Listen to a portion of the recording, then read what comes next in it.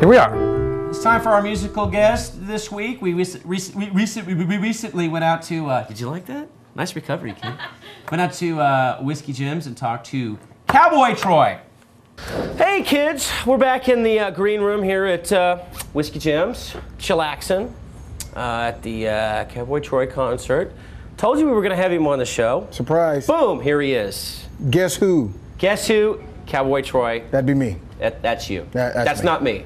Check my ID, I think that's me. Jeremy Scott. Does it say that on your license? It does not say that on my license. You ought to get like a McLovin fake one, you know, from Super. It was a nickname I got in college. It just kind of stuck. Because the guy you were hanging out with had a bunch of friends named Troy. And he was using the Cowboy moniker to distinguish me from the other Troys that he knew. Well, it got it done, didn't it? It did. Sometimes you have to do Very that. descriptive, very simplistic, but it works.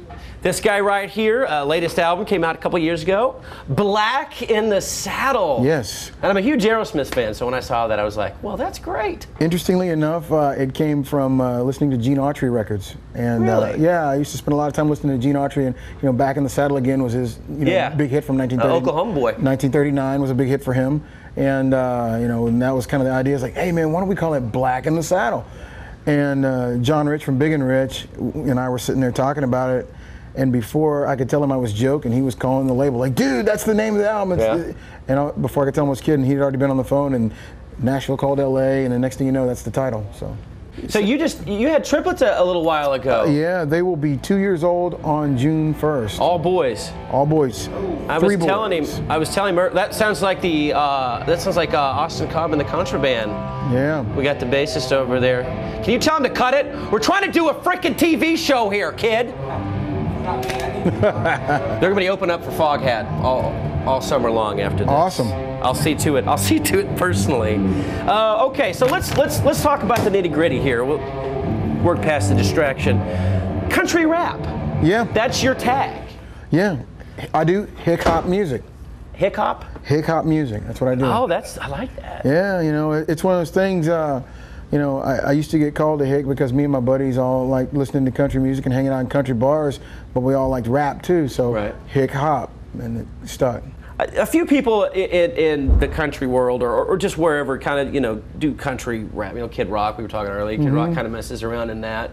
And, you know, of course in '84, you know, rock and rap seemed, once you thought about it, it was like peanut butter and jelly, really. If you think, you know, Aerosmith and Run DMC with Walk This Way, and then a few years later, Anthrax and Public Enemy with Bring the Noise, which is an incredibly cool song. It is. And the Judgment Night soundtrack. It is. Soundtrack was probably better than the movie.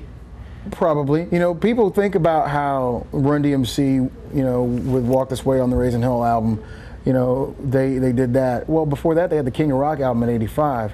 Before that, they had the self-titled album, Run DMC, in 1984, I believe it was. And on that one, they had a song called Rock Box. And on Rock Box, that song is, you know, straight ahead, guitars, you know, drums. I mean, it's just really cool song. So, I mean, Run DMC had been doing it long before they made the crossover hit with Aerosmith. You know, and the Aerosmith collaboration just made it just super huge then. When you wanted to do this mixture of rock or of country and rap, was it well received? I kind of laughed at it first. I got a lot of looks, a lot of crazy ideas. People looking at me like, well, "What are you thinking?" And I'm like, "Dude, you know, growing up in Texas, we all listened to, you know, Charlie Daniels, Jerry Reed, Roger Miller, Run DMC, LL Cool J, Van Halen, and, you know, ZZ Top. It just makes perfect sense to combine all of them. Rock, rap, and country, combine them all, and you got hip hop. That's what I do. Well, where was the turning point? Where did people stop? I mean, if you can remember, where did people stop kind of going, is this guy nuts? Is this guy nuts? To, hey, this is, all right, I can get behind this. Well, interestingly enough, I met John Rich from Big and Rich in 1993. He was playing in a bar in Dallas that I was hanging out in, and met him, and we got to chat and became fast friends and stayed in contact over the years. And eventually in '99, he invited me to come to Nashville. Went to Nashville to visit him and hung out there and met Big Kenny at the time. Yeah. Also, before he and John had ever combined into Big and Rich, they were still doing their own separate stuff. And then eventually they were like, "Hey man, we got this record deal. We want you to make an appearance on our record, on our first album." And when I did that, and it finally was actually put on a major label, you know, project, it became legitimized at that point, because it was like, okay, well, if they're spending this money on this and they're putting it out there and it's the first song on the album, okay, let's see what they've got. And then next thing you know, I ended up coming out with I Play Chicken with the Train, you know, in 2005. And it just chilled from there, and it just flowered into what's going on now. Yeah. Okay, last question, folks, and you've been watching the show, and you know what I'm going to say. You know what question, you know it. Oh, no.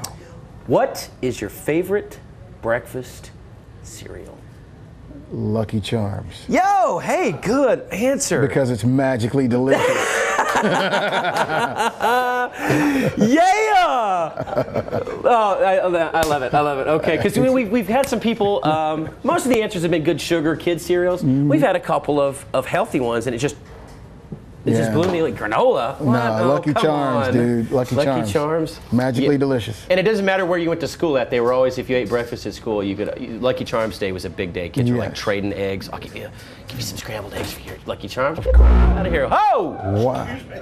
What was that? I had Mexican earlier. I'm sorry. The website is cowboytroy.com, and the MySpace is the same. You just / MySpace.com/CowboyTroy. There you go. Whichever camera I'm looking in. You can look at either one, dude. Awesome. It doesn't matter. They're all rolling. Hey, thanks a lot for sitting down with us, man. I really appreciate it, and I hope you have a great show tonight, and you kick butt on your tour, and It's gonna be fun. Everything works out well for you. All right, kids. I hope you enjoyed the interview with Cowboy Troy, and don't go anywhere because we're restructuring the show a little bit. The actual song and the rocking out, that's at the end of the show after Tom and I say, "Hey, bye, see you next week." Then you'll see that. Really great band. We recorded 3 songs. We can only do 1 for time purposes, but all 3 of them were awesome. Don't go anywhere, kids, because we got just a touch more show left. So we'll see you in a minute.